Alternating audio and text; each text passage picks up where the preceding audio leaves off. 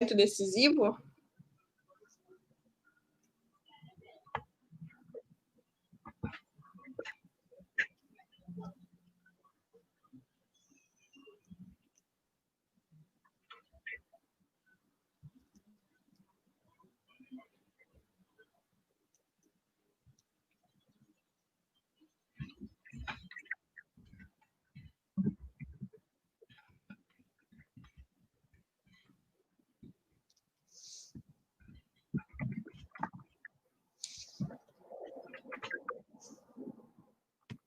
Olá, gente, boa tarde. Entramos ao vivo agora para a nossa live de Cara com Manu, com o tema A Sexualidade da Mulher Lésbica, com a Edilane Ribeiro.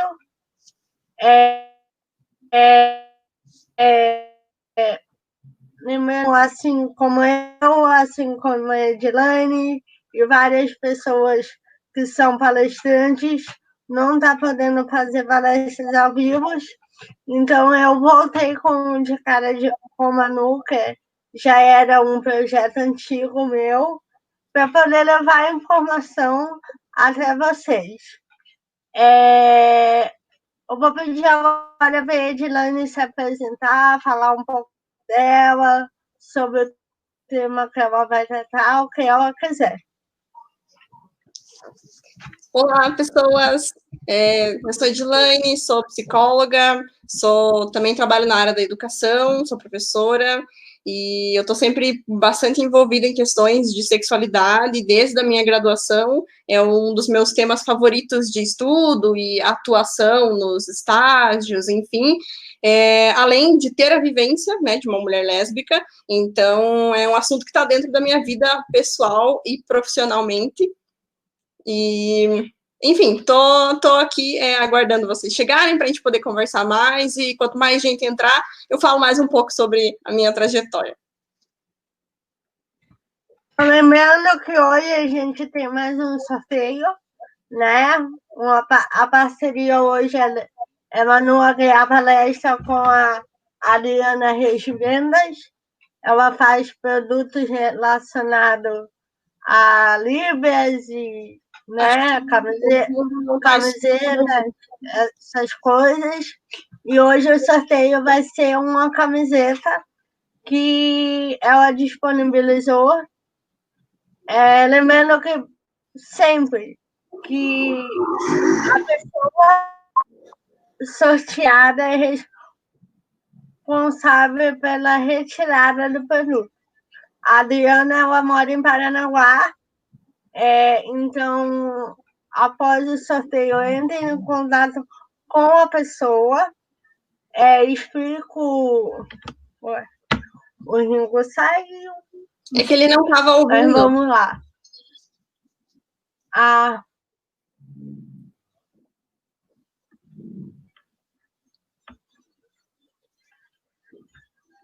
Vamos só esperar um pouquinho o Ringo interno voltar.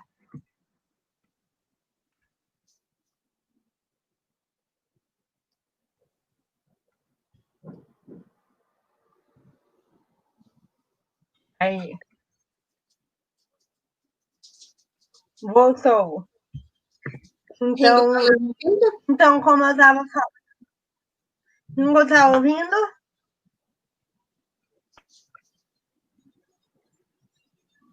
Ringo está ouvindo.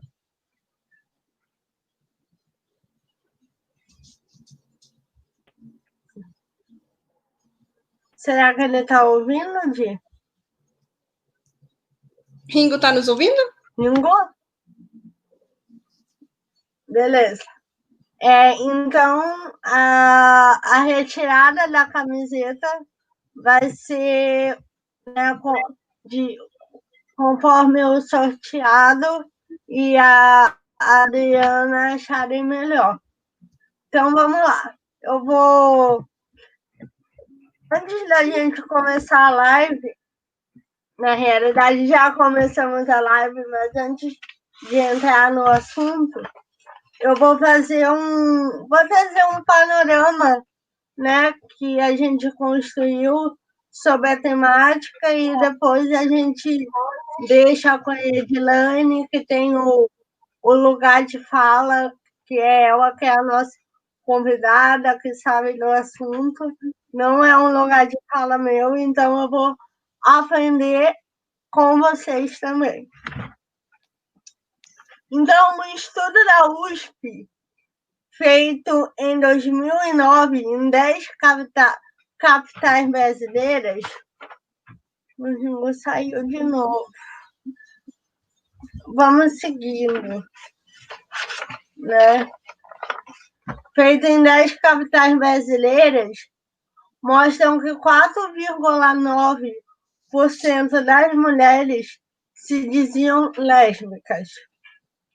Em 1533, existia a lei chamada Lei de Sodomia, que definia o ato sexual contra a vontade de Deus e do homem. Portugal, na época da Inquisição, fazia o uso dessa lei. Porém, chegou um momento que eles decidiram que a mulher não poderia se encaixar nessa lei, pois o que elas praticavam, né, as mulheres lésbicas, não era considerado sexo, já que não existia a presença do pênis no ato. Entre 2014 e 2017, o número de mulheres lésbicas registrado foi de 150%. Entretanto, esse número pode ser considerado maior devido à falta de dados oficiais e estudos padronizados. No Brasil, 6 mulheres lésbicas são estupradas por dia.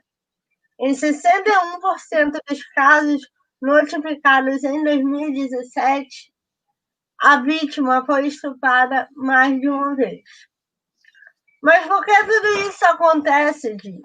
Porque a lesbofobia, o lesbocídio e tantos outros assuntos associados à vivência da mulher lésbica são tão pouco discutidos.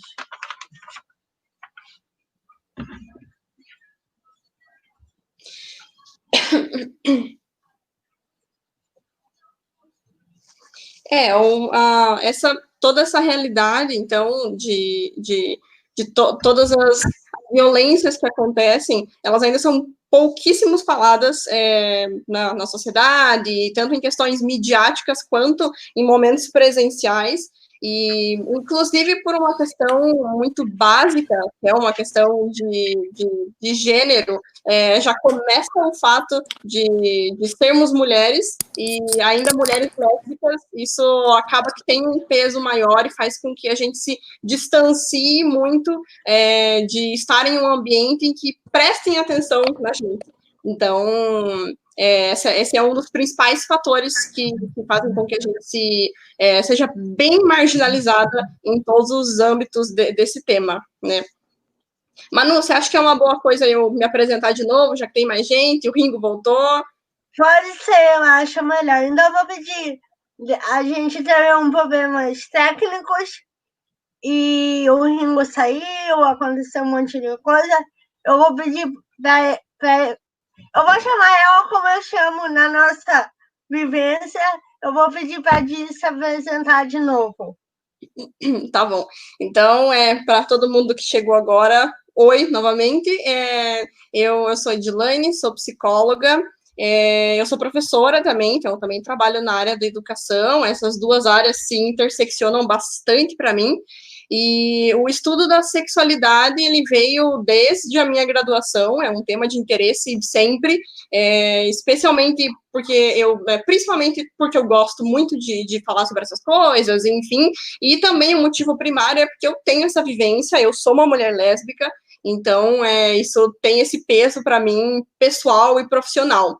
Então, desde questões de, sei lá, trabalhos e todas as teorias dentro da graduação, e aí umas partes mais práticas, como os estágios e tudo aquilo que a gente precisava ir a campo e conversar sobre. Sexualidade sempre foi o primeiro tema que eu escolhi, assim, muito focado em questões de orientação sexual, e especialmente mulheres lésbicas. Então, isso é um detalhe também muito importante para esse momento, que eu aqui, né, em todo esse momento, eu vou falar sobre mulheres lésbicas, né? Isso acaba sendo frequentemente confundido com a vivência da bissexualidade. As pessoas acabam colocando mulheres lésbicas e bissexuais numa mesma situação, e não é assim, né? A gente tem vivências completamente diferentes. Então, a minha fala está centralizada em mulheres lésbicas, porque não é o meu lugar de fala, eu não tenho nenhum tipo de vivência a questão da bissexualidade. Então, é importante a gente, né, esclarecer isso para que vocês saibam que tudo que eu estou falando aqui é, né, centrado na questão das mulheres lésbicas. Acho que é isso que tem para apresentar. Isso. Então, antes da gente começar o primeiro bloco, de cara como são divididos em blocos, eu quero lembrar que as pessoas que aqui estão concorrendo a uma camiseta da Adriana Reis, né, que foi divulgada na minha página. Então, para concorrer, precisa comentar, reagir, que tem uma pessoa da minha equipe do lado de fora do meu estúdio, que no caso é o meu quarto, anotando essas participações, que no final da live a gente vai fazer o sorteio. Di, foi uma das perguntas que chegou até mim e já fazia parte do nosso roteiro, né? Como foi o processo de descobrimento, a sua história e tudo que envolve isso? Certo. Eu tive um processo de descobrimento muito natural, assim, da minha sexualidade.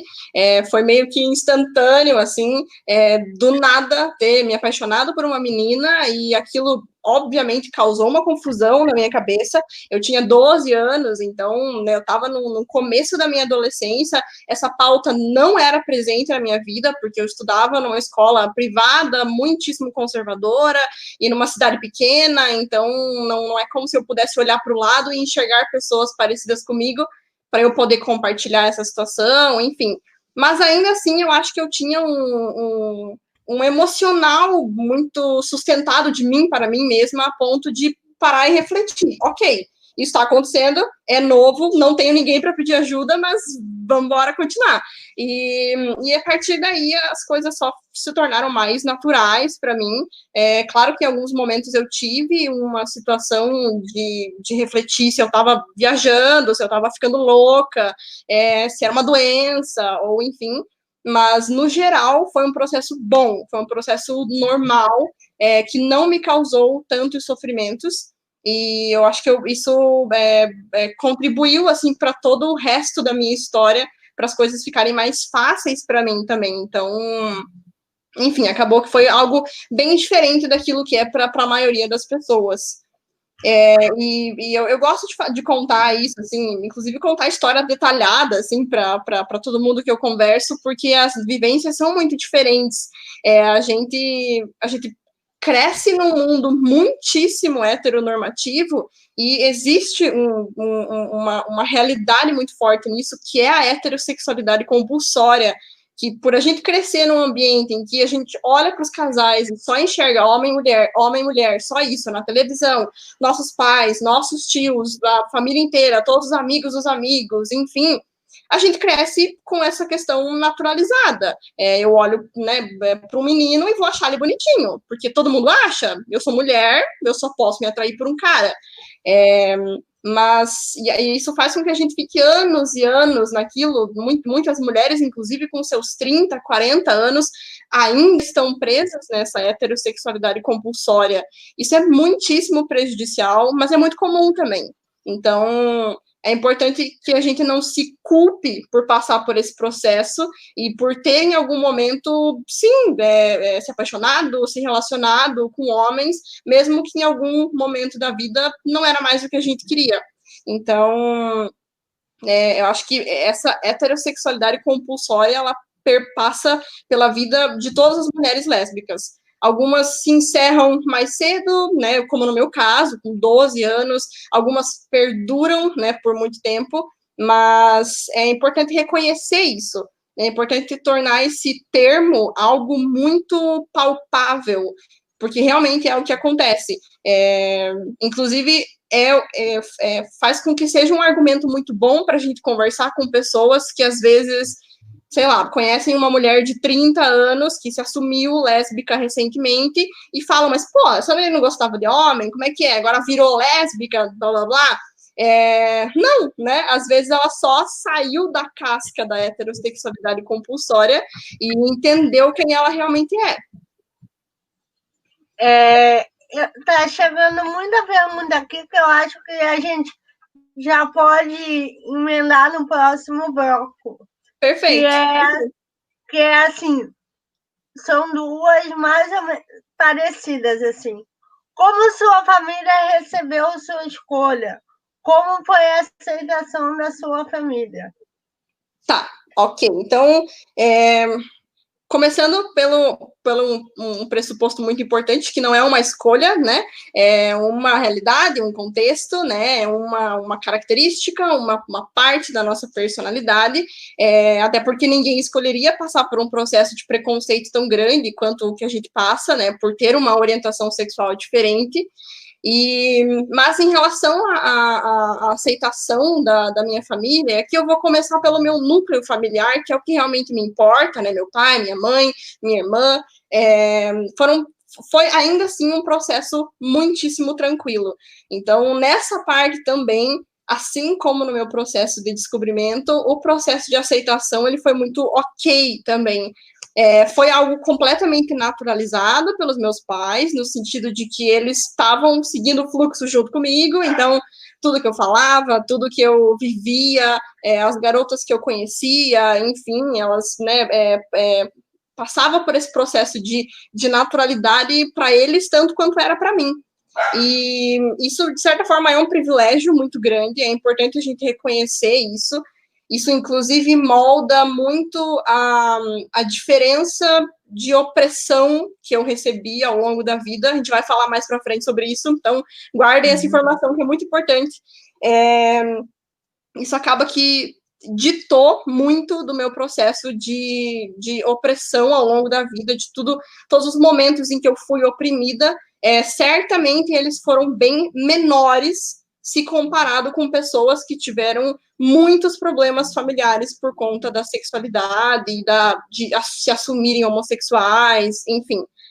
Então, em termos de núcleo familiar, né, eu fui muitíssimo bem recebida, não precisou nem haver um momento tradicional, assim, de tipo, sentar na mesa, vamos conversar, pai, mãe, sou o sapatão. Não houve essa necessidade.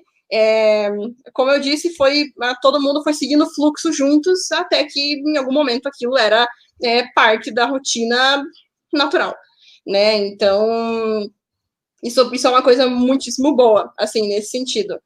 Em termos maiores, né, em termos de famílias, tios, primos, avós, enfim, por uma escolha minha, eu não fiz questão de falar sobre isso, por uma escolha tanto pelo meu jeito de ser mesmo, que eu acabo sendo mais discreta nas minhas informações pessoais, mas também porque eu sabia que eu poderia enfrentar muito preconceito.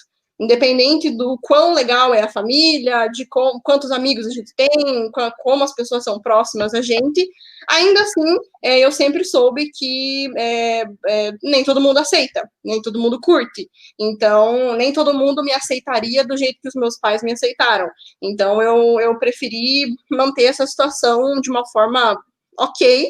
Se um dia acontecesse de saberem, beleza, se não, também tudo bem. E acho que realmente o boom, assim, de descobrimento das pessoas da minha família foi quando eu assumi um primeiro relacionamento lá com 17 anos. E aí, né, eu postava foto, eu comentava sobre, então quem não sabia ficou sabendo ali. Foi um momento de ruptura, assim, naquele momento em que provavelmente estava todo mundo só confabulando se a Edilane era mesmo ou não era, né? Tem um comentário aqui dessa história de ser opção, não ser opção, que é até engraçado, e eu vou deixar. A Marina, que foi minha entrevistada essa terça-feira, ela falou assim: se fosse uma opção, teria pouquíssimas mulheres héteros. Quem escolheria os machos héteros de hoje em dia, né? Verdade. Pois é, tem todo esse viés aí também. Né? Verdade. Tem mais uma pergunta aqui que eu vou fazer para você, que está chegando no chat. Perfeito. A Mariana pergunta assim: você já vivenciou preconceito no meio da academia ou da psicologia por focar no estudo da sexualidade da mulher lésbica e por ser uma mulher lésbica também? Ok. Eu tive uma vivência escolar muito complicada, porque, né, pelos motivos que eu mencionei, eu estava dentro de um ambiente bem conservador, eu não conheci ninguém na época, né, que era homossexual, então eu estava sozinha dentro de uma sala cheia de pessoas heterossexuais, e então o meu período de escola foi muito complicado. Eu entrei na graduação com 17 anos e eu tava com muito medo, assim, porque eu imaginei que as coisas fossem continuar a ser da mesma forma, e até porque eu tinha mudado de cidade, enfim, então eu estava muito receosa. Chegando no ambiente acadêmico, eu conheci um outro mundo, assim, foi uma completa oposição, assim, da realidade, uma virada na minha vida, porque além de terem pessoas na minha sala, né, focando aqui em mulheres lésbicas, tinham mulheres lésbicas na minha sala, eu olhava para outras turmas do mesmo curso, de outros cursos, que também eram mulheres lésbicas, e falavam sobre isso, inclusive professoras lésbicas, né, assumidas. Então, eu acredito que isso fez com que eu ficasse muito aliviada, assim. Mas eu lembro de uma situação no começo, mesmo tendo, né, observado toda essa realidade, no primeiro mês, assim, me aproximei de algumas pessoas, e aí eu estava, né, em um relacionamento na época, eu tinha uma aliança, e aí uma das minhas colegas perguntou, e aí, o seu namorado é de Curitiba também e tal? Aí eu, tipo, putz, ela falou namorado, e agora? Será que eu revelo e, né, corro o risco de perder a amizade aqui? Ou, né, será que eu fico quieta, mas daí eu vou começar a entrar num ciclo de mentiras e de me esconder, sendo que eu não sou assim? Eu realmente travei naquele momento, e eu me isentei de responder. Eu só falei, é assim, de Curitiba. E fiquei quieta, assim, eu não usei nenhum pronome, eu não dei nenhum detalhe. E aí, logo imediatamente que eu falei isso, já me veio um balde de culpa, assim, porque foi um momento em que eu senti que eu tinha negado quem eu era, por medo. Então, acho que uns 2 dias depois eu dei um jeito de revirar essa história e falar, tipo, não, é uma namorada e tal, blá, blá, blá. E aí, depois disso, só foi, assim, eu destravei a primeira vez e aí qualquer pessoa que chegava e mencionava algo remotamente parecido, eu falava com tranquilidade. Então, no geral, o ambiente acadêmico foi bom, foi uma experiência boa, né, até porque eu tive liberdade de fazer sempre fazer trabalhos a respeito disso e sempre conversar com as pessoas sobre isso.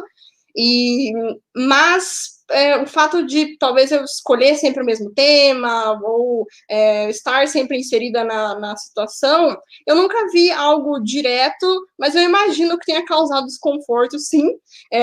Mas é aquilo que eu e a Manu, a gente sempre fala, né? Que se não é para incomodar, a gente não tá aqui, a gente não precisa. Então, eu tenho certeza que eu incomodei, sim, mas tudo bem, faz parte, gosto, inclusive vou continuar. Eu acho que no geral foi isso, assim. A gente selecionou algumas perguntas, né? Na realidade, a gente abriu a nossa caixa do Instagram de cada uma, eu abri o meu WhatsApp para fazer perguntas pré-selecionadas do público, né? E agora eu vou fazer uma que a gente recebeu antes da live. Pode ser isso? Perfeito. Eu vou virar para o lado que tem todo o cenário aqui colado, tá? Assim fica melhor. A comunidade gay consegue ser bem tóxica. Eu não sei se entre lésbicas existe essa toxicidade, mas isso faz com que seja, de certa forma, difícil de arranjar amigos gays, sendo isso uma queixa bastante comum. Além disso, o abuso das substâncias, exposição a sexo não seguro e o sentimento de solidão é bastante presente entre os gays. Provavelmente, eu imagino, por falta de um senso de pertencimento, talvez, dentro da comunidade. Entre as lésbicas, esse tipo de padrão acontece? Se não, por que acha que não acontece? É fácil fazer amigas lésbicas? Como fazem? Lésbicas abusam mais das substâncias nocivas se compararam com as heterossexuais? Tipo, tem isso também entre as lésbicas? Eu acho que dá para dividir essa questão em várias pautas, né, vários momentos. E eu quero começar falando sobre o tanto de esforço que a gente tem que fazer. Isso acredito que a comunidade homossexual, em geral, o tanto de esforço que a gente tem que fazer para se sentir pertencente a uma sociedade. E aí, agora, migrando para o campo das mulheres lésbicas, isso parte de diversas formas. Eu penso assim, é fácil fazer amizade com mulheres lésbicas ou, né, enfim, é fácil porque por sermos mulheres a situação acaba sendo diferente, a gente foi socializada de uma forma diferente, a gente foi socializada para ser mais amiga das pessoas, mais empática, mais, enfim, mais querida, né, tá sempre ali, enfim, a gente foi criada para isso, então acaba que já muda daí, né, a gente precisa, às vezes, inclusive, fazer esforços, né, para ser sempre feliz, sorridente, e estar servindo todo mundo. Isso faz com que facilite para gente ter amizades, né? Mas eu acho que o fato de nos apresentarmos enquanto mulher lésbica, às vezes pode causar algum tipo de distanciamento entre outras mulheres. Uma coisa que acontece muito mulheres heterossexuais acabarem ficando com ressalvas em relação a nós, achando que a gente sempre vai dar em cima delas, que a gente sempre vai se apaixonar por elas, que a gente vai, só porque a gente é mulher lésbica, a gente automaticamente se aproximou de uma mulher para poder ficar com ela. E isso é tremendamente ofensivo, inclusive, porque às vezes a gente só tá querendo fazer uma amizade, tipo, normal.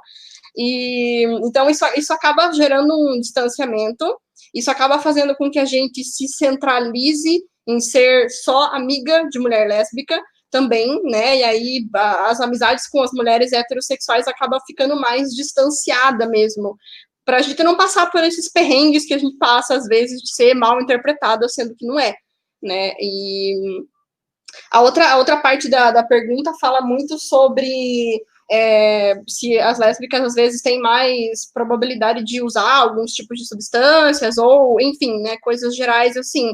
Eu acho que isso depende muito do contexto, é sempre importante a gente parar para pensar em recortes como cidade pequena versus cidade grande, né, isso muda muito, né, os entretenimentos que a gente tem, eles são diferentes nessas duas cidades, se a gente estuda em um tipo de escola ou outra, e acho que os estilos de amizade que a gente vai tendo, isso acaba sendo bem relativo.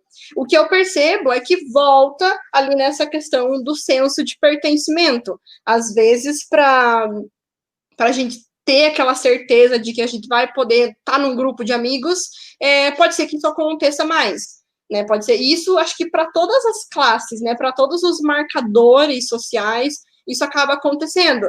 A gente se sente marginalizado de alguma forma, e aí, para conseguir desesperadamente ter uma amizade, a gente topa qualquer coisa, né? Isso acaba sendo comum em diversas situações. Não acho que se restringe só a situações, né, de mulheres lésbicas. Mas não sei se eu respondi tudo que daria para responder, mas, enfim, eu acho que tudo se resume a essa necessidade desse senso de pertencimento. Talvez hoje em dia isso tenha diminuído um pouco por conta da facilidade de fazer amizades à distância, né? Então a gente está sempre cheia de amigos e todo mundo está sempre se ajudando, enfim, esse período de quarentena está fazendo todo mundo perceber uma coisa que a gente, né, mulher lésbica, mulher com deficiência, né, especialmente, que a gente centraliza as nossas amizades em amizades virtuais, porque a gente tem dificuldade de fazer amizade pessoal, né, então eu acho que acaba indo nesse caminho, assim. Uhum.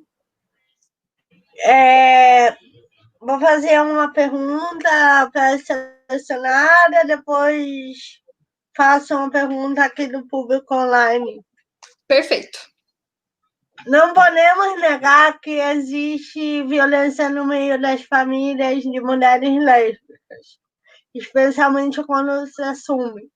O que fazer, como agir?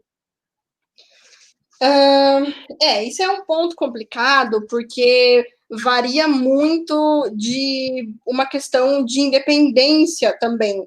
Eu acho que é tão difícil quando já começa assim por uma independência financeira. É muito difícil quando você está dentro ali do seu ambiente familiar e você ainda não tem como sair dele. Né, você ainda não tem como trabalhar, você ainda não tem como juntar um dinheiro, sair de casa, morar com uma amiga, enfim. E a gente não pode esquecer também da dependência emocional que esses ambientes causam, né? Às vezes até há possibilidades de sair, mas a pessoa fica com muito medo de fazer isso, né? Então, eu acho que são dois pontos muito importantes de serem pensados, inclusive de serem trabalhados em escolas, em outras situações, mais palestras sobre isso, mais informações sobre como, né, nesse caso, a mulher lésbica, por exemplo, poderia adquirir independência para poder sair de casa, para poder não ficar lidando com esse tipo de violência, né? E eu acho que é importante observar como a família funciona para você poder saber em que pé você está ali na situação e de que forma você pode falar sobre isso, até onde os seus pais ou responsáveis te permitem né, contar da sua vida, ter contato com outras mulheres. Então, eu diria assim que, para começar, é muito importante a mulher lésbica parar e pensar, fazer um panorama mesmo de como é a realidade dela ali naquela casa. Quem são aqueles responsáveis? Qual é o tipo de influência que eles têm na vida dessa pessoa? Qual que é o máximo que poderia acontecer? O máximo de violência que poderia ter, né? Se realmente são pais, né, que poderiam agir de forma fisicamente agressiva com você, ou se você acha que não chegaria nesse ponto, que fica ali no verbal, que também é tão ruim quanto, mas é uma outra forma, né? E, enfim, analisa o panorama primeiro. E cerque de outras pessoas, porque até, né, pelo que a gente estava falando, a facilidade de, às vezes, fazer alguns amigos online, por exemplo, e hoje todas as informações que a gente tem aqui online, pode ajudar bastante, né? Você conversar com algumas amigas, você, sei lá, se você participa de algum grupo, joga lá no grupo, sabe? Ó, tô dentro de uma família que é abusiva, que é violenta, eu acho que eu tô correndo perigo, eu acho que as coisas podem ficar pior, eu não sei o que fazer, alguém tem alguma ideia? Como que foi o teu processo? No que você pode me ajudar? Enfim, analisar esse panorama e ver qual seria esse máximo de coisas que poderia acontecer e qual seria um mínimo, né? O que, de repente, se você chegar e mencionar para os seus pais ou responsáveis que você é uma mulher lésbica, o que poderia acontecer? Né? Ou você acha que eles, pelo estilo deles, eles conversariam com você, ou eles te ignorariam, ou talvez é melhor do que você imagina, né? Elencar as possibilidades, e aí, depois, tentar criar uma forma de lidar com cada uma delas, né? Eu falo isso de uma forma didática, porque eu acho que é isso mesmo, sabe? É tentar fazer um trabalho você para você mesmo, de como você agir em cada uma das situações. Então, se meu pai fizer tal coisa, eu tenho esse tipo de resposta. Se meu pai disser tal coisa, eu posso fazer tal coisa. Eu tenho um primo que eu posso confiar, que eu posso, de repente, dormir na casa dele um final de semana, ou eu não tenho ninguém. Então, que outra estratégia eu vou usar, né? E, por fim, eu acho que o mais importante é você se cercar de uma rede de apoio, porque tem muito isso, como eu falei, em grupos, às vezes até na sua universidade ou na sua escola mesmo, pode ser que exista uma outra realidade hoje em dia, e você começar devagar e ir juntando pessoas que podem te ajudar nesse processo de independência financeira, nesse processo de independência emocional, e quem sabe quando você se munir de todas as situações, você consegue só avisar, tipo, tô saindo de casa porque eu tenho tal realidade, vocês não aceitam tal realidade, então eu vou procurar uma outra forma de viver. Se um dia vocês quiserem dialogar, tamo aí, se não, cada um segue seu rumo, né? Eu acho que talvez ir criando opiniões dessa forma pode ser que ajude um pouco, né, a aliviar, assim, essa angústia, né, das pessoas. Sim. Vamos responder algumas perguntas que está chegando aqui agora, daí depois a gente vai para o próximo bloco, e eu vou tentando meio que separar elas pelos blocos também. Então, gente, se eu demorar para selecionar a sua pergunta, é porque eu estou olhando no nosso roteiro e ela está em um lugar que talvez ainda não é o momento de responder, beleza? Sim. Mas vamos responder o Eduardo Alves aqui, ó. Como se dá o preconceito entre pares? Você já disse mulheres lésbicas e sapatão. Existem outras nomenclaturas? Existe alguma forma de preconceito para além desse tipo? E um abraço para o Ringo. Então, eu acho que existem... o preconceito, ele infelizmente, ele está aí, ele vai ser explorado da maior forma que existir, sempre, né? Então, o ser humano, infelizmente, vai sempre achar uma forma de agir com preconceito para cima de outras pessoas, né? Isso, infelizmente, vai sempre acontecer. Existe preconceito entre pares, sim, né, dentro da comunidade LGBT, né, existe muita coisa que a gente acaba rivalizando, né, uns com os outros, e isso especialmente porque é muito observável que existem certas letras, né, dessa comunidade que acabam sempre estando mais à frente, né, e eu menciono, assim, o fato de que, por exemplo, homens gays sempre têm mais visibilidade que mulheres lésbicas, no sentido de que acaba sendo, não que é mais fácil para um ou para outro, mas pela questão de serem homens, já começa num patamar diferente da gente, a gente tem que enfrentar um tipo de opressão que é mais diferenciada. Então, isso acaba criando mais rivalidade uns para os outros, e se a gente chega num momento em que não consegue mais dialogar, a gente só está brigando, né? E aí isso só está distanciando cada vez mais as pessoas. Enfim, acho que isso acaba criando mesmo um obstáculo, né? Uma barreira em todo mundo. Eu achei interessante que acho que Eduardo, né, mencionou sobre nomenclatura, né? E eu sempre digo para as pessoas que existe um meme, inclusive, que fala sobre isso, que só viado e sapatão pode chamar viado e sapatão de viado e sapatão.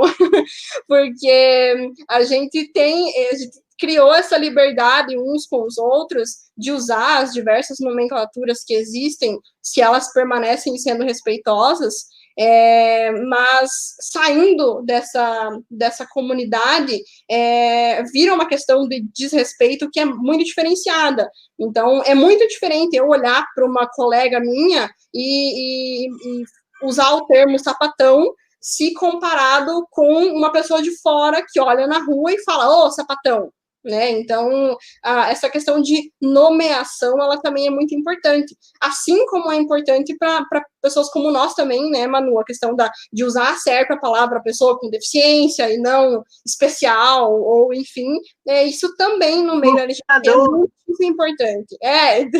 Então, faz parte, é importante a gente pensar sobre isso, né? Então, a gente vai para o próximo bloco, galera. E como eu já falei, né? Para participar do sorteio, eu tenho que comentar aqui, reagir. Estou tentando selecionar as perguntas conforme o nosso roteiro. Então, agora, Ed, eu vou começar o bloco com uma pergunta que eu recebi da Sara. E a mulher lésbica com deficiência, como anda a representatividade? Certo. Então, no início da live, eu pulei essa informação propositalmente, mas eu sou uma mulher com deficiência também.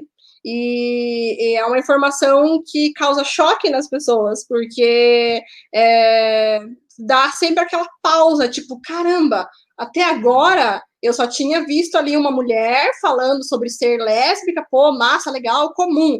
Mas como assim? Ela também é uma pessoa com deficiência, tipo, não faz sentido. Isso é uma realidade muito forte, e já começa daí o preconceito social, né? Já começa daí o momento em que aí nós, né, que estamos nessa posição, a gente se questiona, tá, mas eu não posso ser lésbica e ser uma pessoa com deficiência ao mesmo tempo? Então, eu vejo que acaba que se potencializa o preconceito e como ele chega até nós. A realidade da mulher lésbica com deficiência, ela está muito, muito, muito conectada com questão corporal. Se ser mulher já é complicado por isso, pelos padrões que a gente está tendo que sempre quebrar a respeito de corpo, de feminilidade, de depilação, de maquiagem, enfim. A mulher lésbica também passa muito por isso, né, pela questão de diferenciações de forma de se vestir, do cabelo e etc. A mulher com deficiência, ela também chega nesse ponto, e aí ela vai acumulando, né, todas esses outros marcadores, a gente simplesmente, sei lá, a cabeça explode, assim, no momento.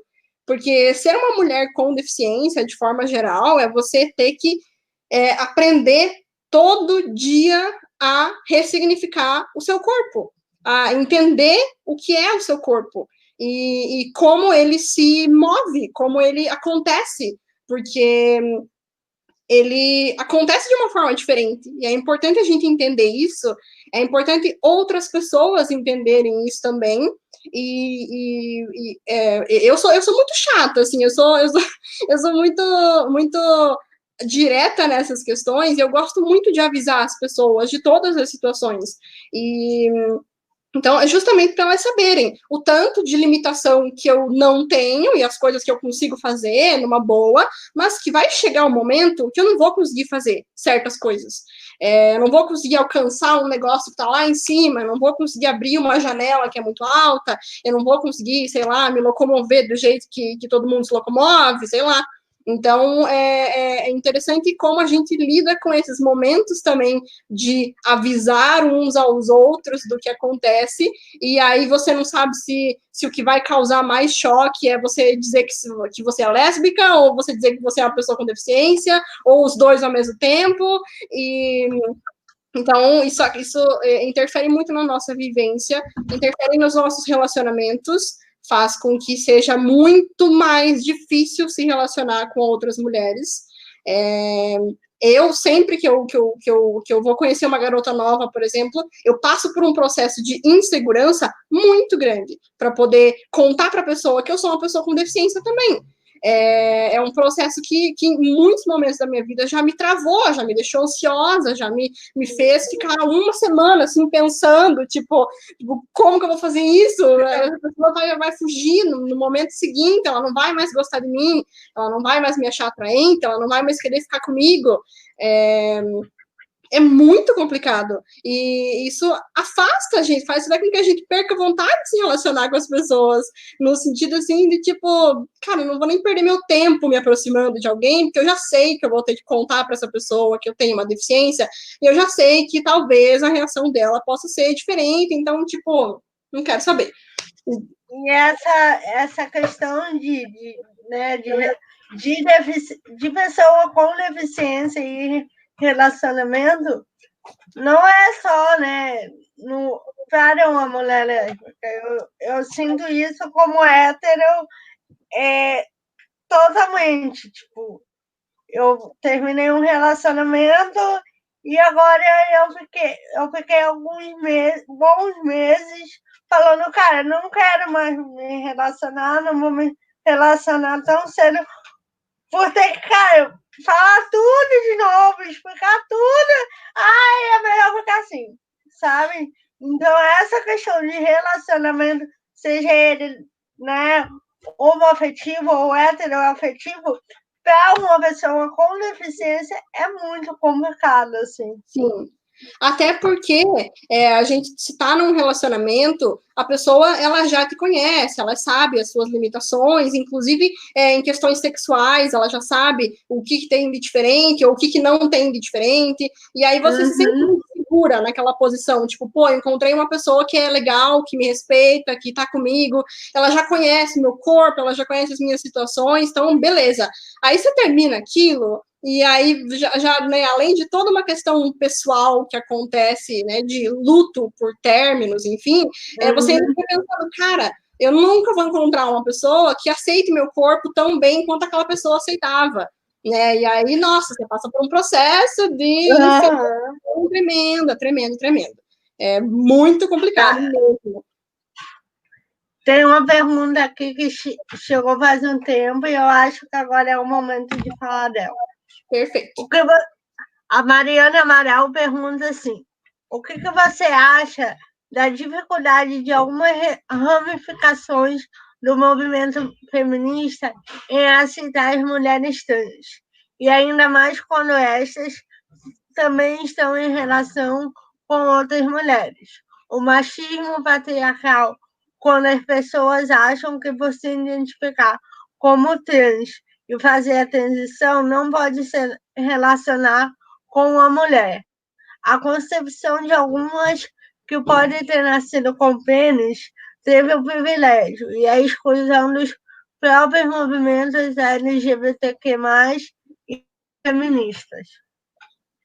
Certo. Eu não tenho tantas informações assim a respeito disso, e já começo adiantando que eu não vou me arriscar a falar sobre algo que eu não vivencio, também não tenho nenhuma pessoa mulher trans próxima de mim, então eu honestamente não sei como é a realidade. Eu sei que por estarmos dentro de um grupo, né, esse grupão que é a comunidade, né, LGBT, que enfim, eu sei que já começa dificultoso porque vai aumentando ainda os marcadores sociais, vai aumentando ainda aquilo que você tem que ir carregando de preconceito e de opressão, enfim. Mas eu não tenho dados sobre a realidade, eu não tenho dados nem pessoais, nem teóricos a respeito disso, inclusive é um bom tema para falar, né, em algum momento, em outra live, enfim, com uma pessoa que realmente tem uma vivência. Eu não vou me arriscar a falar besteira aqui, então eu não vou me aprofundar, não. Certíssimo. Uma outra aqui da Carmen. Como é aceita a sexualidade, não só lésbica, mas também gays entre professores na sala de aula, entre direção, colegas, alunos e pais? Ok. De novo, eu bato na tecla de que é uma realidade diferente no ambiente escolar versus o ambiente acadêmico.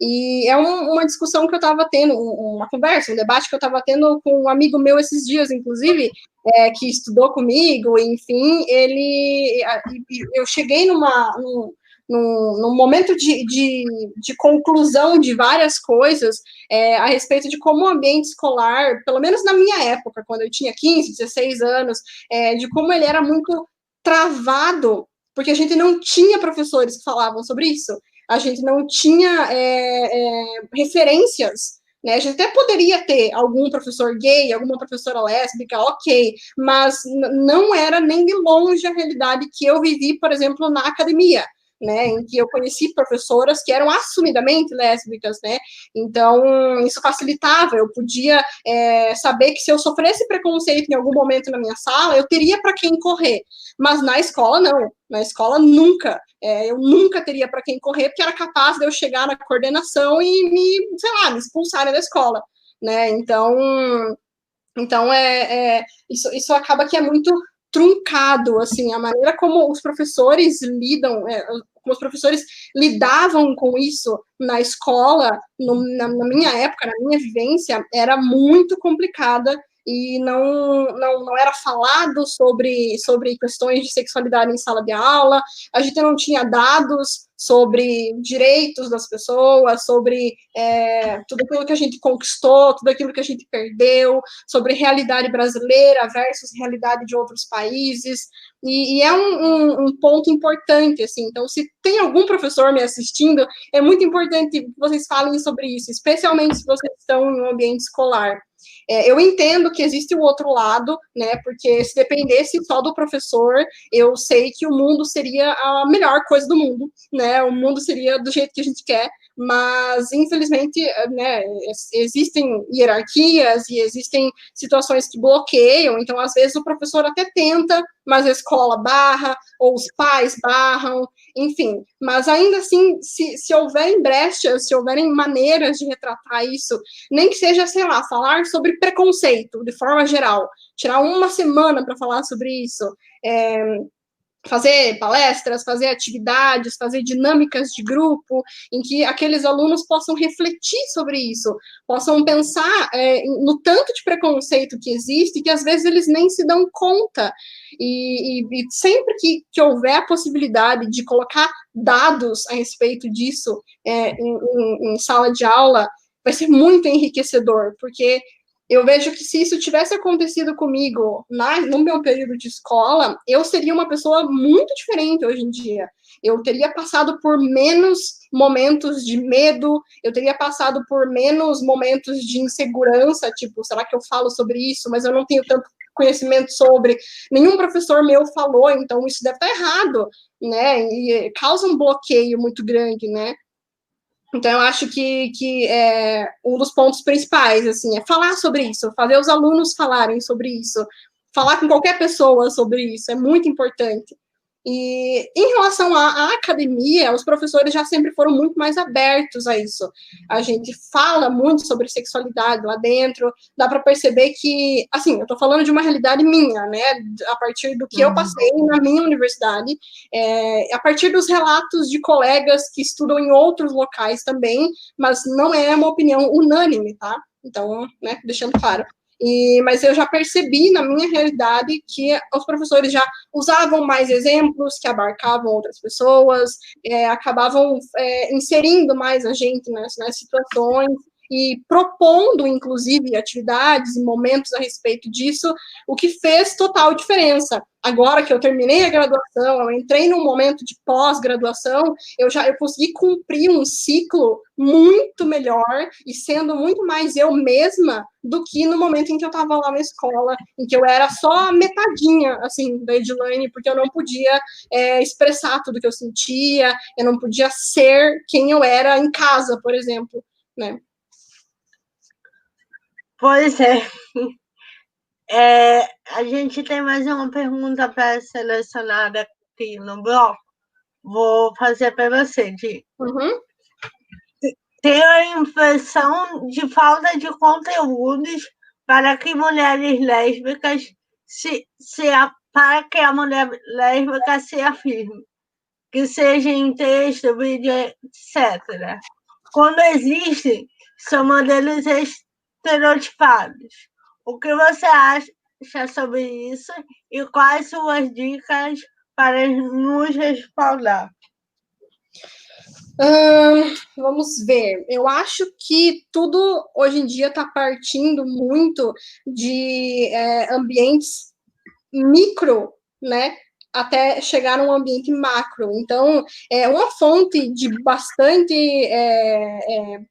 Uma fonte de muito conhecimento para as pessoas, por incrível que pareça, são alguns grupos de Facebook, sei lá.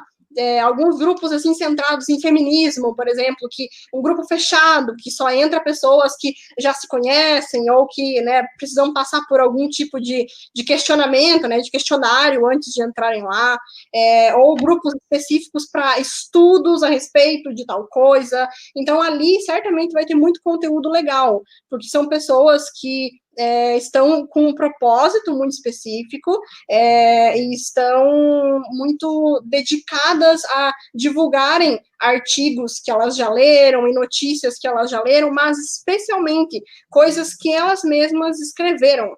E isso é o mais importante. Então, eu acho que eu centralizo a minha resposta nisso. É procurar pessoas próximas e sites, e programas, e aplicativos, enfim, que tenham o maior número possível de pessoas que escrevam a respeito das coisas, até de uma perspectiva muito pessoal, assim. Então, existem muitos sites legais, e eu sempre consumo conteúdo do site Medium, né, Medium, que ele, existe muito conteúdo pessoal lá, né, muitas pessoas que escrevem porque gostam, ou escrevem porque são boas nisso, e aí você vai ler e você pensa, cara, isso é melhor do que se eu tivesse entrado na Wikipédia e lido sobre o que é ser lésbica. Então, partir desses grupos pequenos, inclusive eu tenho bastante indicação, então se, né, posteriormente alguém quiser me procurar, eu estou super aberta nisso, a encontrar e indicar grupos de Facebook, ou então outras páginas que tenham escritas e etc., para que a gente comece a ler desse pressuposto, né, dessa base, assim, e aí depois a gente vai, né, se alastrando para encontrar outros materiais e outras situações, assim. Não sei se eu respondi mais ou menos, ou se tinha algum outro viés a pergunta, já não me lembro. Talvez até esses conteúdos, depois a gente pode, você pode me passar e eu divulgar na minha página, né? A gente Ótimo. Fazer alguma coisa assim. Sim. Jim, assim como na deficiência, existem marcadores sociais, né? E as diferenças de opressão. Como que é isso na comunidade lésbica? Certo. Isso é um tema muito bom e que eu estou ultimamente estudando muito e falando muito sobre isso, e eu até quis, né, de certa forma, centralizar bastante dessa live nisso, para a gente pensar o quanto as realidades são diferentes. Então, a gente está numa evolução social muito rápida, as coisas, elas estão, hoje em dia a gente consegue ver mais visibilidade para mulheres lésbicas, por exemplo, que 10 anos atrás não víamos de forma alguma. Só que com essa aceleração, a gente caiu num momento em que está todo mundo se colocando no mesmo balaio, ali, na mesma situação, assim, no mesmo saco, né? E não é bem isso, assim, a gente está no meio de uma realidade, quando a gente está aqui dentro, né, inserido à situação, a gente vê que existem diferenças aqui dentro mesmo, que quem está pensando só lá fora não está percebendo. Então, nós que temos uma vivência lésbica, a gente sabe o quanto é diferente uma da outra, o quanto uma mulher lésbica negra tem uma diferença gigantesca de opressão se comparado a mulheres lésbicas gordas, o quanto isso tem diferença se comparado a mulheres lésbicas com deficiência, né, que é um tema que eu falo muito sobre, e o quanto, por exemplo, existem diferenças entre mulheres lésbicas de cabelo longo se comparado para mulheres lésbicas de cabelo curto, né, é uma questão de feminilização e não feminilização, né, daquilo que é dito feminino e aquilo que é dito masculino. As pessoas não param para pensar sobre isso, e é muito importante falar desse tema, porque a opressão que eu sofro, por exemplo, por ser uma mulher lésbica, mas eu tô aqui, ó, com meu cabelo longo, né, que a sociedade fala que é isso que mulher tem que fazer mesmo, tem que ter cabelo longo, as minhas roupas, né, ok, às vezes meio coloridas, às vezes meio com pelinho, alguma coisa assim, um blazerzinho e tal, e beleza, eu tenho um certo tipo de passabilidade. Se eu sentar numa mesa com 30 mil pessoas, ninguém vai parar para pensar que eu posso ser uma mulher lésbica, porque elas já partem do pressuposto de que eu sou arrumadinha, bonitinha, femininazinha, beleza, sou hétero, com certeza, porque a sociedade criou um botão de automático, assim, que não sei, só piora, assim, cada vez mais. Uma coisa não está ligada com a outra, não está. E aí, o contrário acontece, né? Se você vê numa mesa lá com 30 pessoas, tem uma mulher que tem cabelo curto, se veste de uma forma mais neutra, a pessoa já na hora já vai pensar, pô, aquela ali é sapatão. Então, e o quanto o preconceito, a opressão, ela começa aí, né? Por que você olha para mim e você não fala que eu sou uma mulher lésbica? Por que você automaticamente pergunta para mim, e os namoradinhos, como é que estão? Não tenho namoradinho, nunca tive namoradinho. E se comparado com uma mulher com cabelo curto, você já faz essa identificação muito instantânea. Então, isso é opressão. Já começa aí essa opressão, né? E aí a gente parte para os outros marcadores, que eu também não tenho conhecimento vivencial, então eu não sei como é a questão de mulheres negras, não sei como é a questão de mulheres gordas, não sei como são outros marcadores também que né, vão se aumentando assim nesse sentido, mas é importante a gente pelo menos pensar, né? Pelo menos tentar colocar a cabeça nesse micro, né, quando a gente chega nesse ponto muito central, só porque existem lésbicas assumidas, não quer dizer que todas elas estão numa posição de privilégio e todas elas já são pessoas super aceitas na sociedade, porque não é assim. Cada uma delas certamente vai estar passando por uma opressão muito diferenciada uma da outra, e que vai definir, inclusive, a vivência dela por muito tempo, assim, pelo resto da vida, ouso dizer.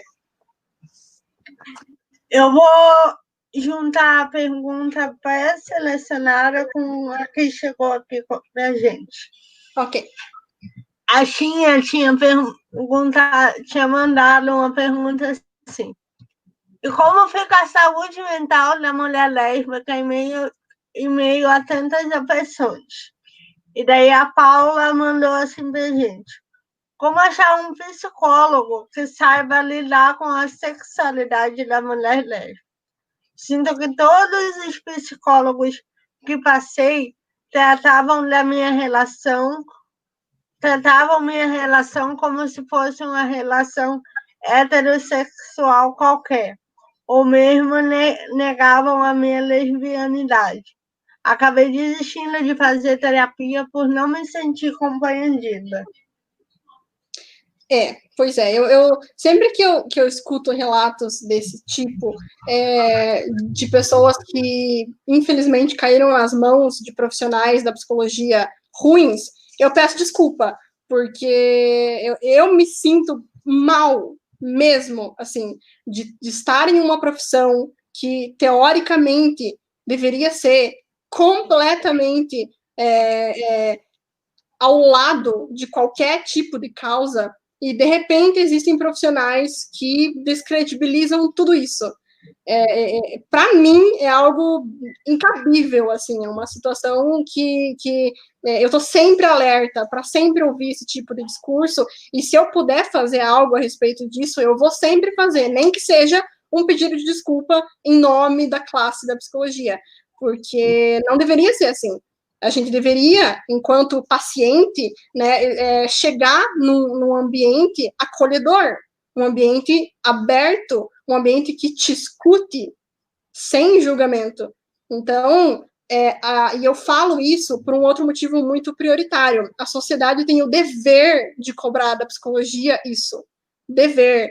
Vocês podem fazer, vocês devem fazer, porque não é justo com o ser humano estar indo em busca de ajuda ou estar indo em busca de autoconhecimento, enfim, e se deparar com um profissional despreparado. Então, imagine, assim, acontecem coisas nesse nível, né? A pessoa nunca mais querer procurar uma psicoterapia ou análise, enfim, porque ficou traumatizada com profissionais ruins, profissionais desumanizados. Então, não é legal, não é legal mesmo, assim. O que eu consigo pensar de dica a respeito disso, existem alguns locais, e de novo eu me refiro a grupos de Facebook, ou páginas, ou aí outras fontes também, que eu também posso indicar para vocês, então a gente também pode tirar um tempinho depois para, né, compartilhar essas coisas, de locais em que você pode procurar diretamente profissionais que são focados nisso. Tem muitos profissionais da psicologia que fazem especialização em sexualidade, por exemplo, e só atendem pessoas que estão dentro dessa categoria, dessa situação, né? E o que é muito interessante, muito bom, porque você já chega sentindo respeitado, né? E você sabe, você tem certeza que aquele profissional ele vai te acolher, né? Então existem muitos locais que são focados nisso, muitas ONGs, muitas situações, aqui em Curitiba mesmo, eu conheço várias, que tem foco nisso, né, que você pode ir até o local e você pode receber uma pessoa que vai te acolher, porque é para isso que ela está ali, né, então, existe muita situação nesse sentido. E o que dá para fazer também é ir testando as coisas que né, você e a forma como o profissional vai reagir. Então, você chegar num primeiro dia de sessão e já mencionar essa informação e já ir pescando a forma como aquele profissional vai te tratar a respeito disso. Se você se sentir naquele primeiro momento desrespeitado, você vai ter a oportunidade de não voltar mais naquele lugar e procurar uma outra indicação. E aí depois mais uma outra, até você encontrar um profissional ideal que respeite integralmente a todas as suas condições de vida. Então, mas dá para se centralizar e procurar ambientes que são especializados nisso, que tem profissionais que estão dispostos a isso, né, a conversar sobre. E aí, mencionando a questão de saúde mental, né, da mulher lésbica, fica complicado por uma questão cumulativa, né, que é o que eu venho falando, assim, de já sermos mulheres e somos oprimidas por isso, já começa por aí, né? E aí migramos para uma situação de sexualidade que é vista de uma forma diferente pela sociedade, e aí às vezes ainda temos outros marcadores que travam essa questão. Eu acho que a gente chega no final do dia,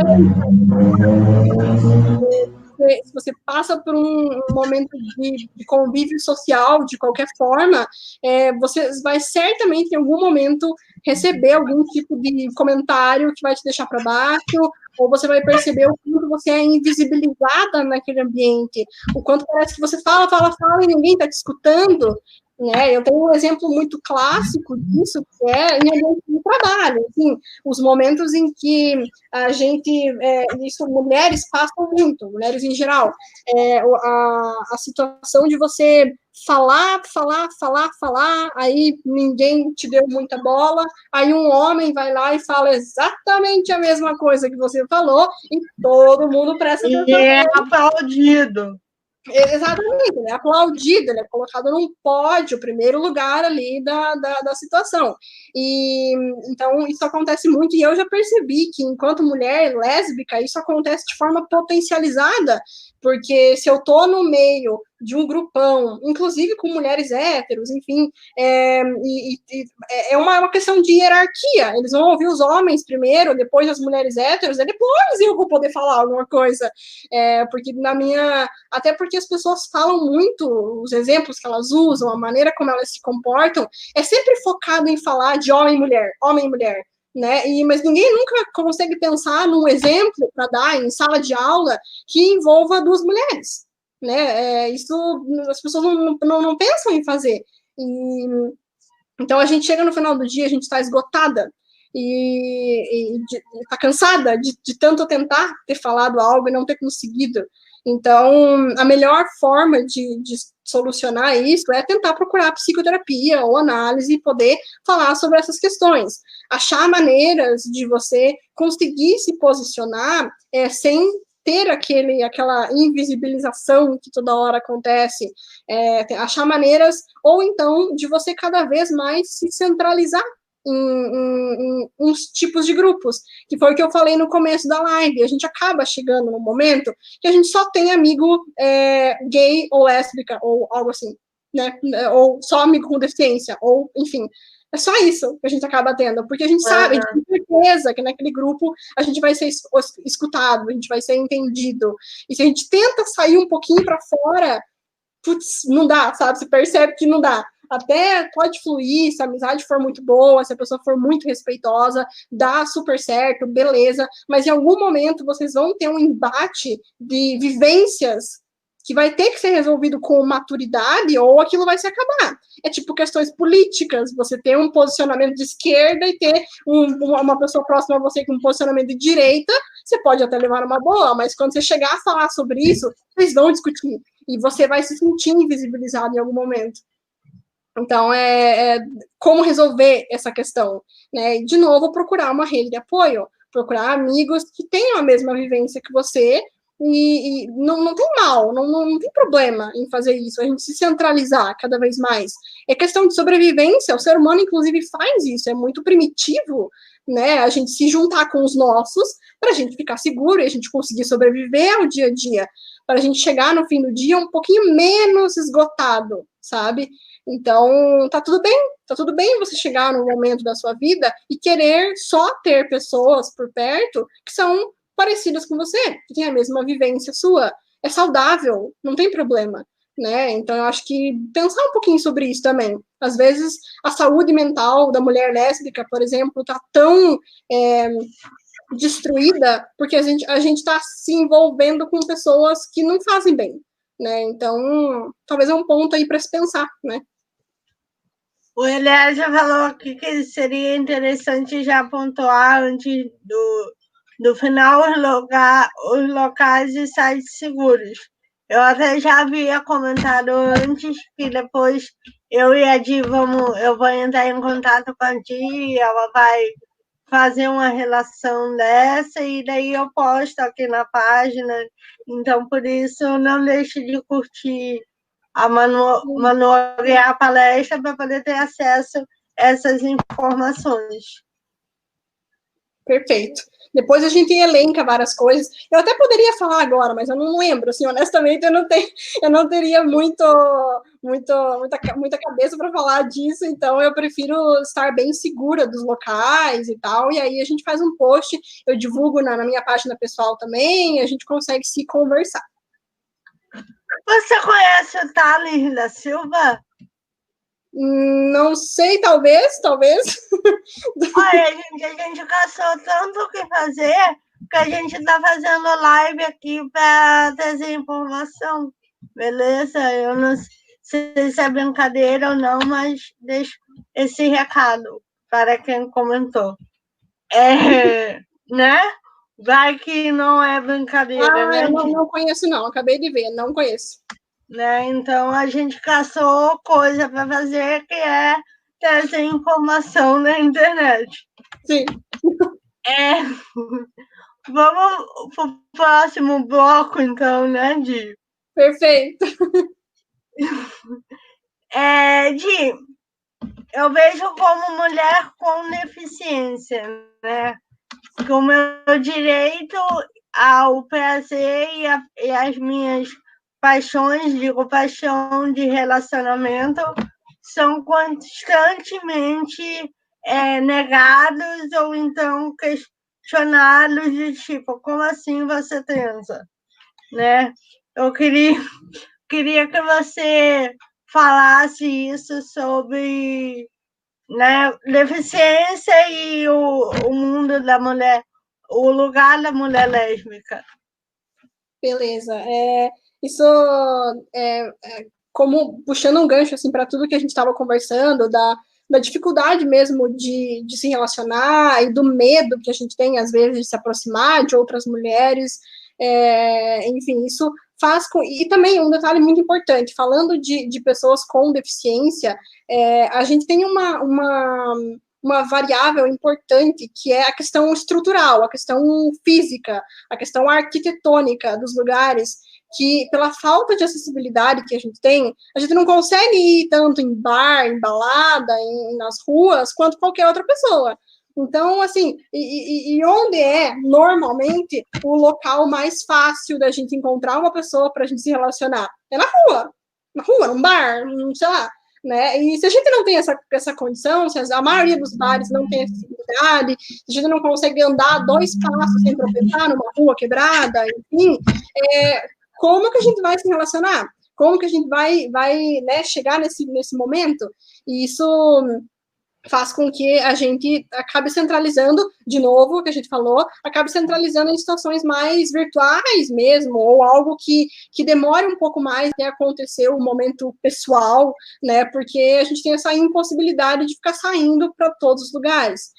A vivência da mulher lésbica, ela é mais ou menos assim também, né, por outros motivos, mas ela acaba caindo na mesma parte, de que é tão sofrido para a mulher estar em sociedade, e é tão sofrido para a mulher lésbica estar em sociedade, que a gente tem muita dificuldade de se relacionar, de encontrar pessoas, né, para ficar, para sair, para namorar, enfim. A gente tem aí toda aquela carga de inseguranças que aí vão se acumulando, chega um momento que você não se relaciona mais, sabe? Você para de se conectar com as pessoas. E isso é triste, é problemático, não é legal. A gente não pode cair nesse momento. A gente tem que estar em sociedade tanto quanto qualquer outra pessoa. Então, eu acho que, apesar dessas complicações, é importante a gente estar sempre conversando uns com os outros, especialmente umas com as outras, para achar formas da gente acessar qualquer tipo de relação, independente daquilo que supostamente nos bloqueia, nos impede, né? Eu acho que acaba caindo sempre nesse viés, assim, de como que a gente pode tornar mais saudável as relações que a gente tem, mesmo com os impeditivos que aparecem por aí.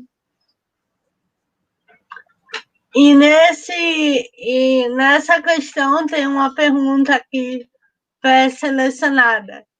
Eu sempre achei que conflitos de relacionamento eram intrínsecos ao relacionamento em si. Como é essa dinâmica dentro de um relacionamento lésbico? Principalmente pela diferença diante da relação de poder homem e mulher.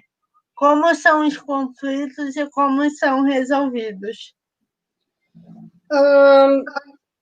Para a gente ter um entendimento melhor dessa questão, é legal de perpassar um pouco sobre como que as mulheres se relacionam umas com as outras e por que isso faz o relacionamento lésbico ser, sim, um pouquinho diferente, se comparado com relacionamentos heterossexuais, por exemplo. A gente acaba tendo uma conexão diferente com a outra pessoa, especialmente se a gente está bem envolvida no feminismo, em questões políticas, em questões, né, da sociedade em geral.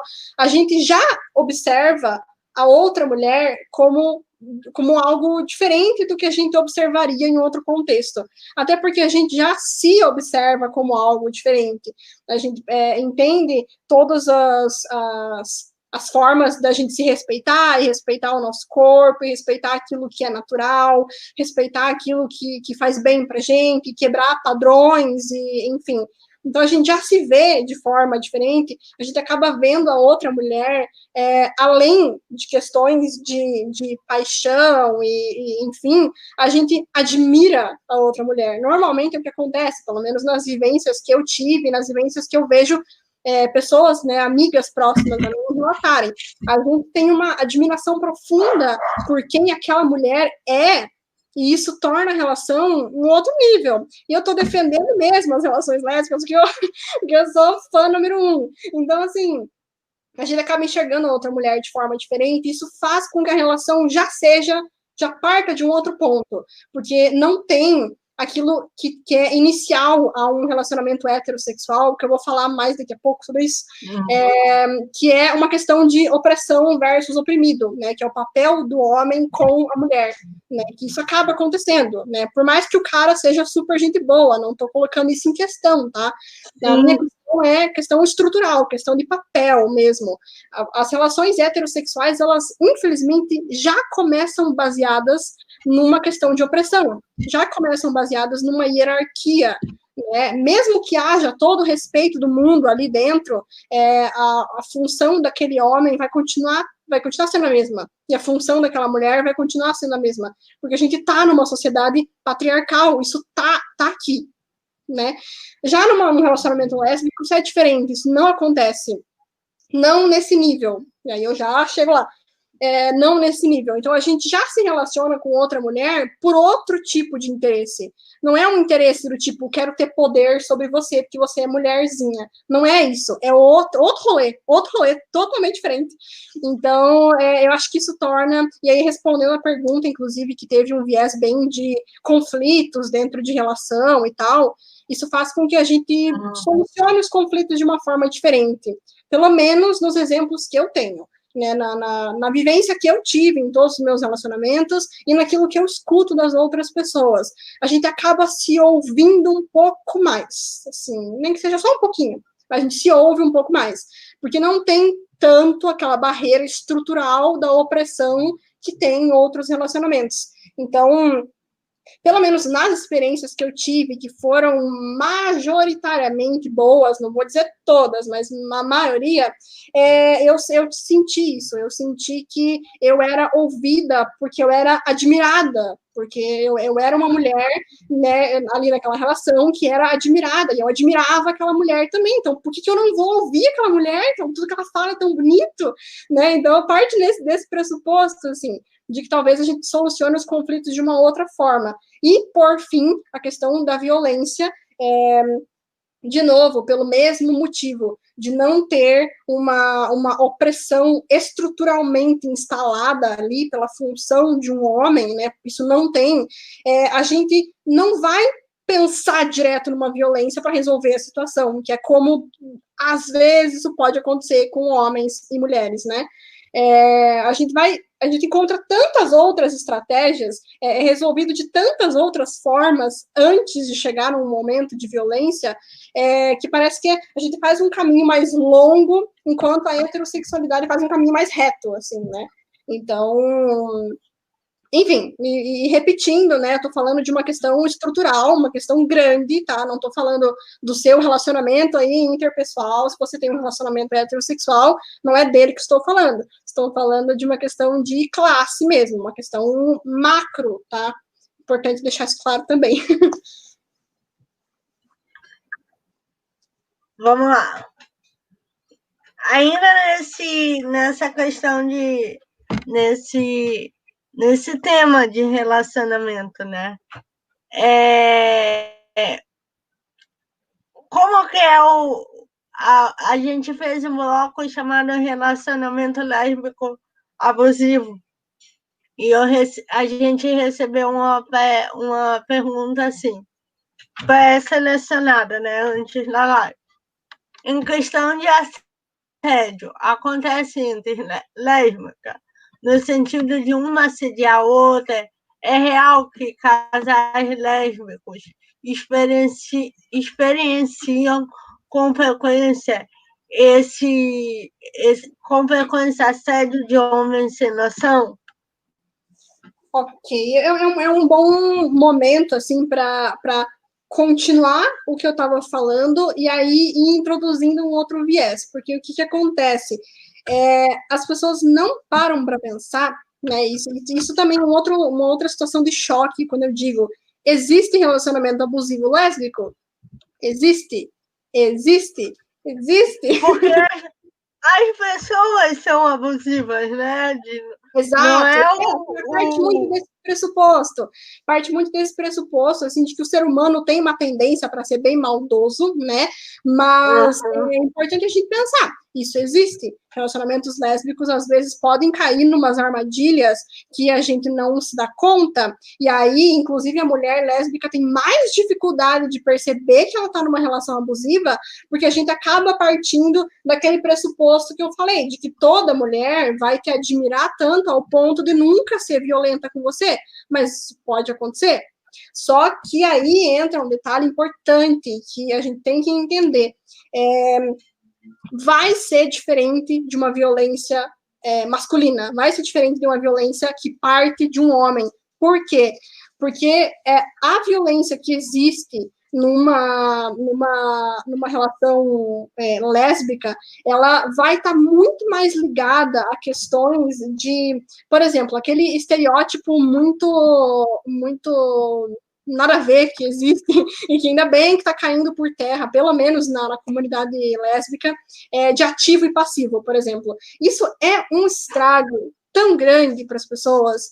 Quem é o homem da relação? Também, exatamente isso, é basicamente isso, e aí se ramifica, né, nessas questões de quem que é ativa, quem que é a passiva. Eu fico muito orgulhosa das mulheres lésbicas e de todas as minhas colegas e de todo mundo que eu conheci ao longo da vida, que a gente está quebrando isso, a gente não fala mais isso, porque não tem nada a ver, isso só perpetua esse tipo de opressão, isso só faz com que as pessoas pensem que existe uma pessoa que vai oprimir necessariamente e existe uma pessoa que vai ser a oprimida necessariamente. E é esse tipo de pensamento que leva a algum momento de violência. Né? Esse tipo de pensamento é alguma mulher pensar que ela tem algum poder sobre a outra pessoa que faz com que ela vá lá e realmente execute esse poder. Né? Então, se ocorre violências, e aí eu falo de violências de todo tipo, né? Física, verbal, moral, sexual, etc., psicológica, se existe algum tipo de violência dentro de um relacionamento lésbico, ele vai estar muito mais ligado a uma questão de papel, de função que aquela mulher pensa que tem sobre a outra, do que uma questão estrutural, que é como acontece num relacionamento heterossexual. O homem já foi socializado para ser agressivo, já foi socializado para ser violento, já foi socializado para resolver as coisas de uma forma bruta. Se você não me ouviu, eu vou aumentar a minha voz. Se você não me ouviu, eu vou te bater, então, porque não resolve mais eu falar com você. O homem, ele foi socializado para isso, né? E a mulher já não. Então, quando ela faz esse tipo de situação, algum tipo de papel que ela está exercendo naquele momento que tornou ela daquela forma, né? Que fez ela achar que essa era a única saída.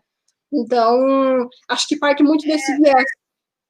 Eu acho que é o machismo estrutural mesmo, né? Exato, exatamente, perfeito, é exatamente isso.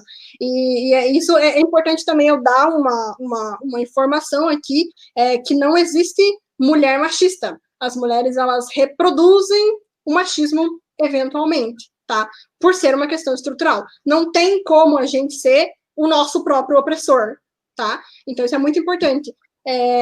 Então, é exatamente isso. Por uma reprodução de alguma coisa, por uma reprodução de uma estrutura, isso pode acabar acontecendo. Mas não porque aquilo é essencial, né, da essência daquela pessoa. Não gosto de cair em questões de essência, determinismo, etc. Não é isso, mas é só para exemplificar que é diferente.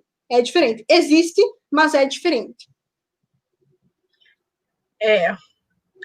Pessoal, bora comentar, fazer pergunta. Lembrando que a gente tem um sorteio aí no final da live. Quem não participar, não comentar, não vai concorrer, hein? Né?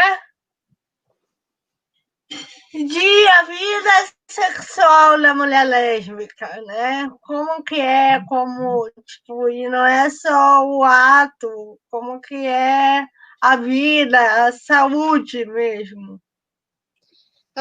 De novo, é um martírio. É um martírio ser mulher lésbica numa sociedade dessa, né, que a gente vive. E assim como a questão de psicólogas e psicólogos, é muito difícil encontrar ginecologistas, por exemplo, que abarquem essa situação. Uma coisa que revolucionou a minha vida, assim, foi um dia eu recebi, isso faz bastante tempo, eu recebi um documento, assim, com uma listagem de vários nomes daqui de Curitiba, não sei se tinha outros estados também, de vários nomes de ginecologistas, mulheres, aqui de Curitiba, que tinham um viés para sexualidades como, né, mulheres lésbicas, e que eram feministas, enfim. Então, era uma tabela, assim, que eu recebi, e aí estava marcado um xizinho, assim, né, tinha o nome, o número de cada uma dessas profissionais, e aí tinha algumas categorias e tinha marcado um X, né, se a pessoa era, sei lá, se ela era feminista, se ela já tinha tido atendimento com mulheres lésbicas e algumas outras categorias. Na época, foi um documento que me revolucionou, porque daí eu pensei, nossa, legal, eu posso começar a procurar a partir daí, né, uma ginecologista para mim, que realmente me respeite, que me entenda. E aí eu consegui filtrar a minha busca e cheguei numa pessoa legal, né, ok, perfeito. Então, de novo, cai naquela questão de você saber onde procurar alguns tipos de documentos e leituras e informações que possam te ajudar, porque nem sempre, se você jogar na internet gigantesca, você vai receber a informação correta, né? Então, parte desse micro, parte da indicação das suas amigas, parte de, né, situações assim. Eu acho que e mesmo assim, a gente pode acabar caindo numa cilada, mesmo assim pode acontecer, né? De você chegar lá e a profissional não ser nada daquilo que ela falou. Então, de novo, dá para ter a mesma tática do psicólogo, né? De chegar, jogar a sua informação e observar como é que a profissional vai reagir. No primeiro momento de desconforto que você tiver, você pode levantar da cadeira e ir embora, né? Não precisa ficar, né? Então, acho que né, tá nesse contexto, assim, de tentarmos encontrar profissionais que estudem sobre isso, que se especializaram nisso, que, enfim, acho que isso ajuda muito. Mas ainda assim é muito difícil, isso torna toda a situação difícil, porque eu passei por esse processo, por exemplo, fiz toda a minha busca, filtrei toda a situação, cheguei na profissional. Quando ela me perguntou quantas relações sexuais eu tinha tido, aquelas perguntas de rotina, né, se, enfim, etc., a pergunta ela foi super generalista, foi super respeitosa, ela não partiu de nenhum pressuposto, ela me respeitou mesmo. Mesmo assim, eu travei e pensei, putz, é agora, sabe? É agora que eu vou falar uma coisa que pode ser que eu ouça respostas que eu não quero.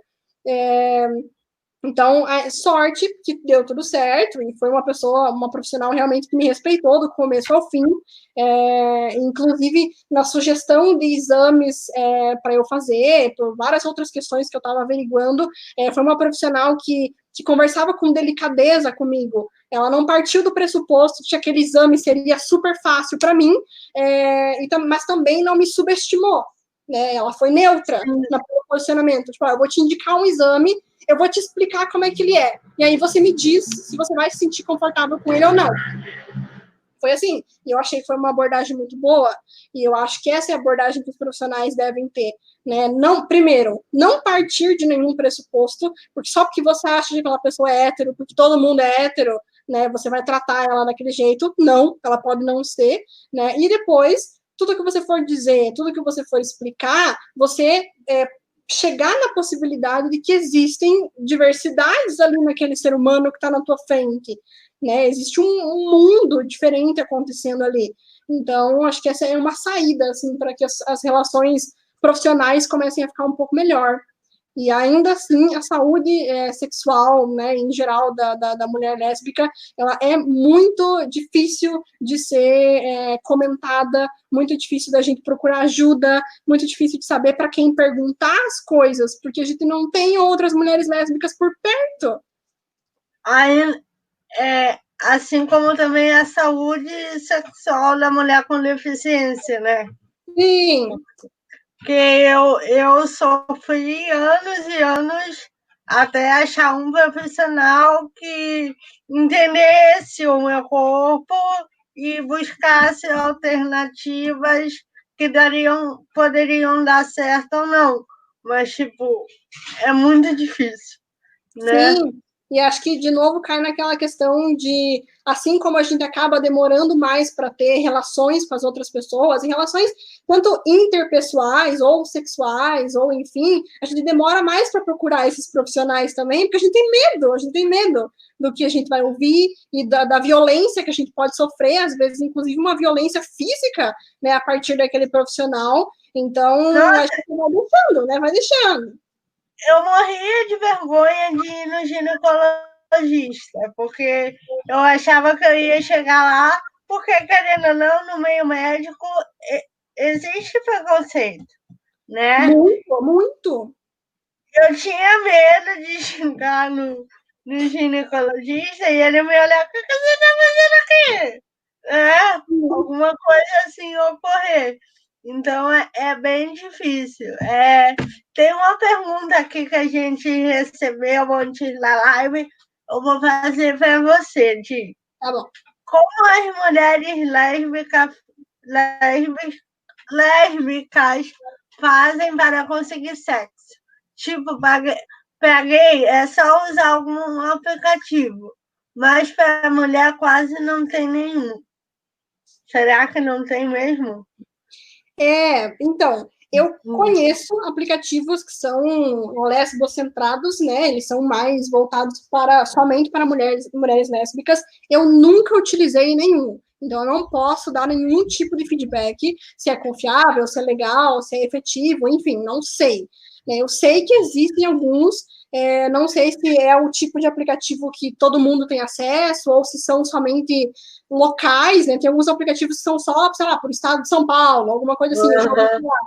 Então, eu não sei, assim, o que de forma geral acontece, a gente tem que usar outros mecanismos e acaba sendo mecanismos iguais para todo mundo. Então, e de novo, né, acaba começando no virtual e às vezes ficando por ali mesmo, o que não diminui a importância da relação, não é isso que eu estou dizendo.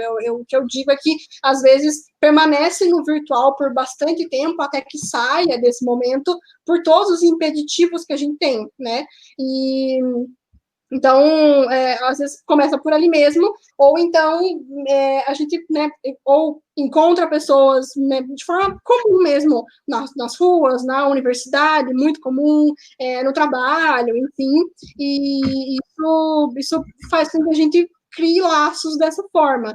O que eu percebo é que a gente se gruda mais, né, por conta disso, por tudo que a gente falou também, né, Manu, até no começo da gente ter um pouco de medo, daí depois que termina aquela relação, e encontrar uma outra pessoa que até se adaptar com o nosso corpo, se adaptar com as nossas questões, a mulher lésbica também passa por isso, então a gente acaba né, grudando muito, tem até uma piada interna no meio da comunidade lésbica que a gente no segundo encontro já tá casando, né, isso acontece mesmo, porque eu sou uma exceção, sou mais diferentona em relação a isso, mas acontece justamente por uma questão de sobrevivência mesmo, né, a gente enxerga naquela mulher uma parceira de vida mesmo, muito mais rápido, muito mais fácil do que outras modalidades de relacionamento, então às vezes, se é um pouquinho difícil até chegar o momento de você conhecer aquela pessoa e você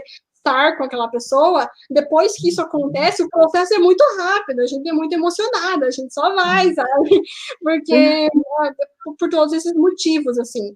Então, eu não diria que é muito difícil de encontrar outras mulheres lésbicas para se relacionar, mas eu acho que os meios que a gente usa para isso, eles são mais diferentes. Se comparado com homens gays, por exemplo, realmente, eles têm aplicativos, muito mais aplicativos, que são muito mais disseminados por aí, né? Enquanto a mulher lésbica já não, ela está numa outra posição. Então, eu acho que isso já por si só já muda um pouco a configuração das relações, né? Beleza. Alguém tem mais alguma pergunta para a nossa convidada? Enquanto a minha equipe está preparando o sorteio, nesse momento a minha equipe é minha mãe e minha irmã. Sempre, sempre, sempre, sempre. Né? Mas eu tenho uma equipe fora eles, tá, gente? Postei uma foto aí na minha rede social, na minha página, para vocês conhecerem. Minha equipe, mãe.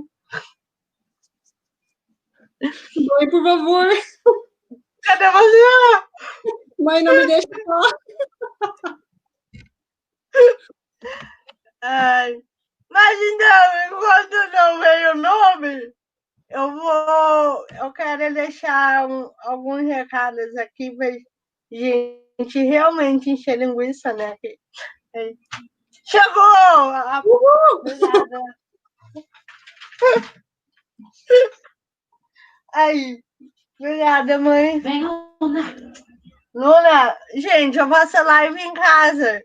Então pode ter barulho, pode ter cachorro invadindo como foi agora. Deixa eu ver. Nós tivemos 22 participações contabilizadas. Tiraram os comentários repetidos, né? Então, numera aqui as pessoas, e aqui no meu potinho estão os números correspondentes ao nome da pessoa. Então, vamos relembrar as regras do sorteio. Comentar, né, interagir com a gente, curtir a página. Lembrando que a Adriana é de Paranaguá, então, se você não é de Paranaguá, vai ter que entrar em contato com ela. Se for de outro estado, é responsável pelo frete, essas coisas todas. Então, vamos fazer o nosso sorteio. Que medo. Terça-feira passada, a minha mãe botou um papel em branco. Espero que isso não tenha acontecido de novo. Acontece, ossos do ofício. Vamos lá. Eu não tô olhando, tá, gente? Vai dizer que eu escolhi o número. O número sorteado foi o número 8. Não vai aparecer porque o papel é pequeno e eu sou descoordenada. A ganhadora é a Carmen Lúcia Pereira. Carmen, parabéns. Eu tenho quase certeza que ela é de Bagé. Então, eu vou entrar em contato com você. Vamos ver se você vai querer arcar com a despesa ou não. Se acaso não acontecer isso, né, eu falar, mano, vai ficar caro, eu não quero. A gente refaz o sorteio como aconteceu na live passada. E daí eu gravo o vídeo e posto na minha página. E é isso. Então, eu quero agradecer a Di por disponibilizar o seu tempo, aceitar o convite. Nós somos duas pessoas que não gostamos de falar. Jamais, né? Jamais. Nem um pouco.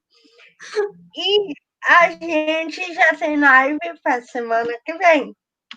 E a Emanuele é louca, né? Você sabe que a Emanuele aqui é louca. E vai ter várias lives semana que vem. Então, depois eu dei uma organizada. Depois que eu vi a caca que eu fiz, eu falei, não, eu tenho que organizar minha agenda, né? Tenho que ser mais centrada, né? Então, segunda-feira, a nossa semana começa com a Isabelle Cristine,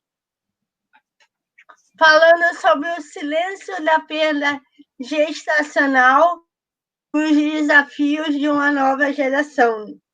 Gestação